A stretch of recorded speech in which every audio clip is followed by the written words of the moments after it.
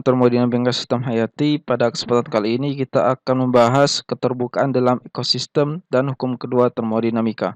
Pada pertemuan kali ini diharapkan capaian yang biasa kalian kuasai adalah mampu mendeskripsikan sistem terbuka dan neraca energi, kemudian mampu menginterpretasikan hukum kedua termodinamika untuk sistem terbuka, dan yang ketiga adalah mendeskripsikan termodinamika vegetasi. Ekosistem merupakan suatu sistem terbuka yang membolehkan terjadinya proses transfer energi dan massa, dan ekosistem tersebut menerima energi dari radiasi matahari dan air. Radiasi matahari sebagai suatu energi dan air sebagai suatu material dari proses presipitasi untuk air. Presipitasi itu merupakan hujan dan proses pengembunan, dan deposisi padatan dari atmosfer seperti terjadi proses hujan meteor, kabut, dan sebagainya. Aliran air dan migrasi spesies makhluk lainnya juga merupakan salah satu bentuk transfer atau perpindahan massa.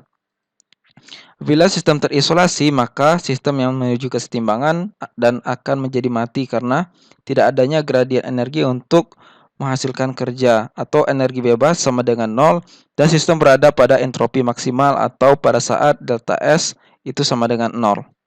Terbentuknya struktur biologis seolah-olah kesetimbangan termodinamik menjauhi hukum kedua. Dalam kondisi tunak di ekosistem, pembentukan komponen biologi atau anabolisme diseimbangi oleh pengerusakan atau dekomposisi.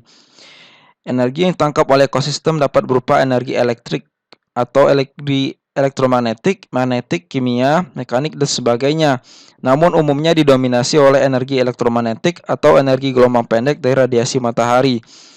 Sumber energi untuk suatu vegetasi adalah radiasi matahari, yang mana itu dimanfaatkan oleh tanaman untuk mengubahnya menjadi energi kimia dari proses anabolisme. Kemudian energi tersebut dengan informasi dan kapasitas yang ada pada tanaman akan menjadi struktur biologi molekular yang kompleks.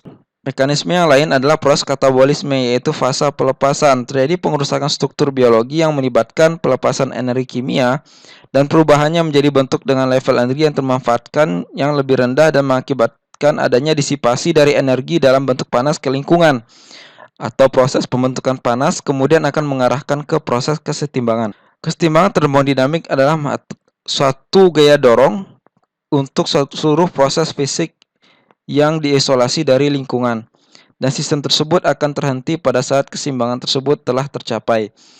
Dan tidak ada ekosistem yang bisa bertahan dalam kondisi terisolasi, karena apabila terisolasi, sistem tersebut akan mengalami proses penghentian proses. Dalam contoh berikut bisa dilihat bahwa terdapat dua bentuk ekosistem. Ekosistem yang pertama benar-benar tertutup dan terisolasi. Sekilas kita lihat terjadi proses simbiosis atau proses interaksi antara tanaman, hewan, dan material anorganik dan organik lainnya. Namun apabila ini dibiarkan terus-menerus, tidak adanya asupan, apakah itu material dari luar dan energi dari luar, maka ekosistem sebelah kiri ini akan mengalami proses statik atau mengalami akan berhenti. Sedangkan proses atau ekosistem yang di sebelah kanan, kita melihat bahwa ekosistem itu dibiarkan secara terbuka, maka kemungkinan besar ekosistem ini akan mengalami kelangsungan. Sekian untuk sesi pertama.